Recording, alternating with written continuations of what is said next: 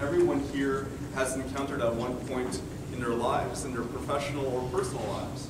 So who, before anything else, can tell me what mold is? By their own understanding. Bacteria growth. All right, perfect. What else? Come on. It's alive. It's alive, yeah. Okay, well, let's break it down even more basic. It's gross, right? So it's gross. We know that it's damaging. We know that it causes health problems. We know that it could make or break a deal sometimes on a home. It could ruin people's living arrangements. It can be costly. So what we do know right off the bat is that mold is a serious problem. And so what we want to do today is we want to expand on, of course it's a serious problem, but why is it such? And what can we do? What are some steps that we can take in order to remediate or remove the problem from our lives and from the lives of people that we serve and are in contact with? And it was beautiful. It's a beautiful car.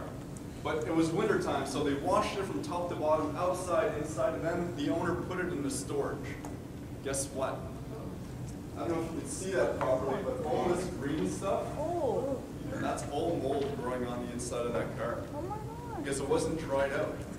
And so we had the prime ground for mold. We had moisture. It was locked in storage, so we had humidity. There was no light. We had darkness, which, fungus grows and thrives in the darkness. So we had the prime breeding grounds for mold. Now this poor gentleman, when he came to pull out his car in the springtime, this is what he found in his car. Completely saturated. And not only on the fabric, as we see here, kind of, on the leather, and that's also the stick shift as well. And so there's plastic that it started to grow onto. It started to, especially since it was locked away for 3 months, it had nothing else better to do.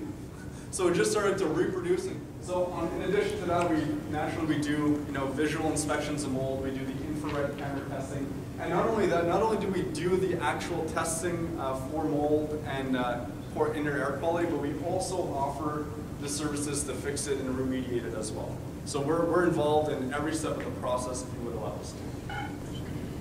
So there's an increasing demand for air quality testing.